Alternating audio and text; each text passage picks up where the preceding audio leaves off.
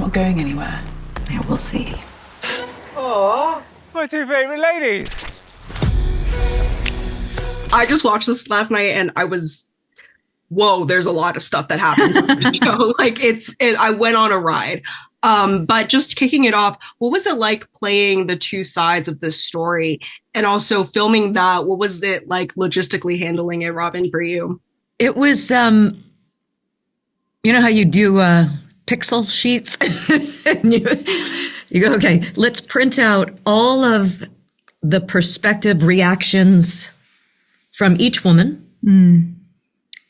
And how reactionary do you want to be in this part of the scene?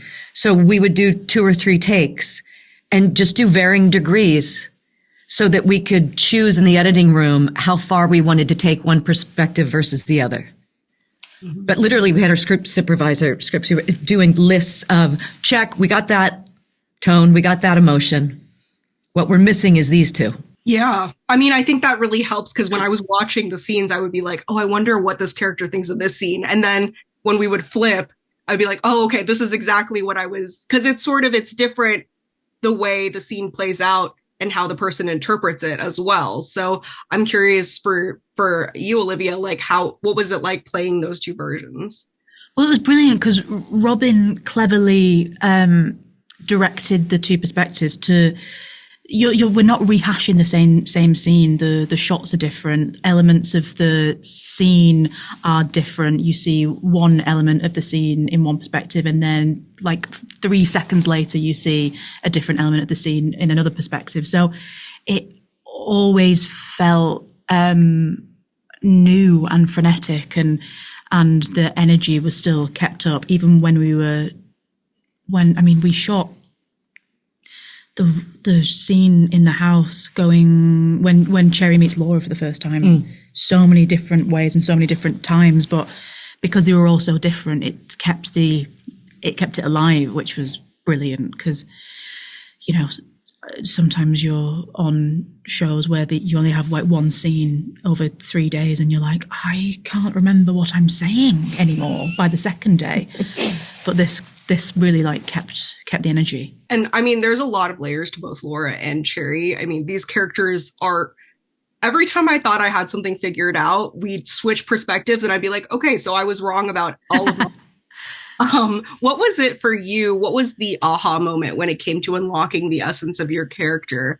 And Robin, I'll start with you. When Laura goes to the extent of what you could be viewing as a lie, a bold-faced lie about her son and the status of his condition. But you can also say, well, if a doctor said that to you and said, doesn't look good, then you think, okay, jump the gun over. A little, but not unfair. So I'm just going to do the preamble for Cherry and just say, you know what, it's over. So I don't have to deal with you. I can just deal with the aftermath of what's going to happen, most probably. So that kind of lie, you could also understand how that could happen. Yeah. What about you, Olivia? I mean, it takes a certain sort of person to walk around naked in not your boyfriend's house, but your boyfriend's mother's house. She's so like sexually shameless that, I mean, just by doing that, I think it unlocks something for me as I tried to find who Cherry was. But she's sort of like, she's like leads with the hips. You know what I mean? Well, and you take ownership of everything. Yeah. Because it's your right. Yeah, there's a confidence there. Yeah.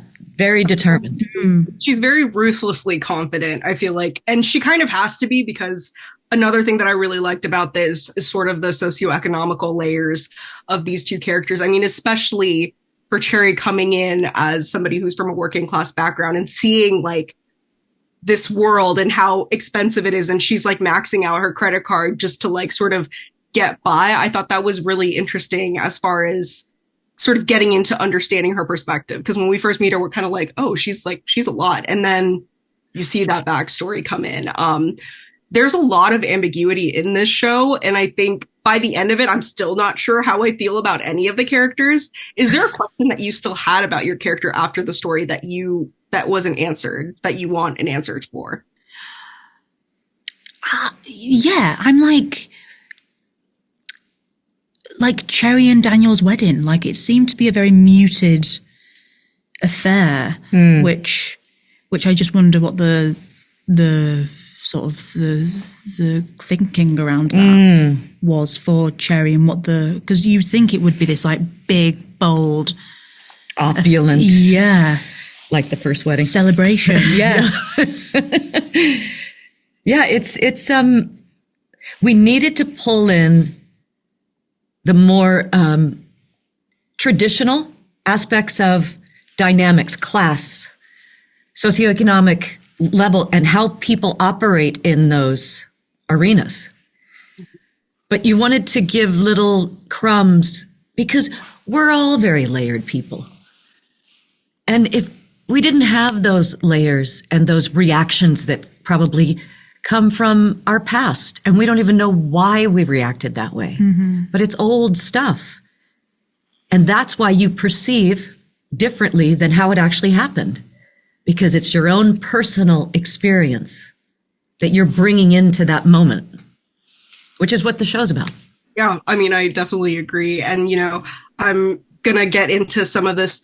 I'm curious, Robin, I think this is the first time you're coming back into acting for television since House of Cards.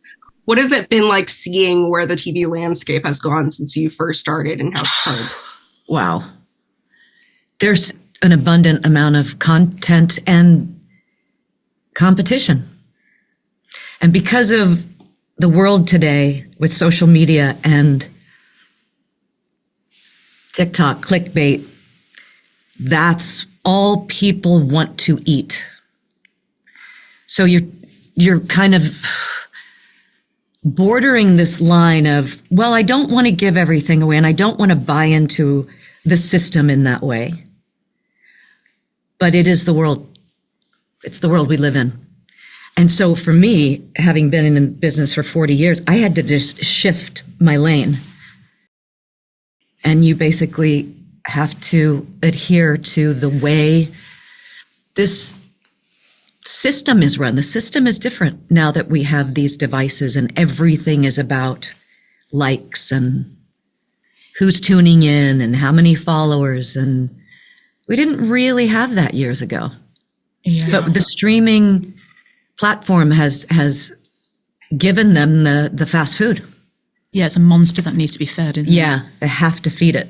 I have to ask Olivia, speaking about that monster that has to be fed, House of the Dragon. I'm a huge fan of the show. Love speaking to you about it last season.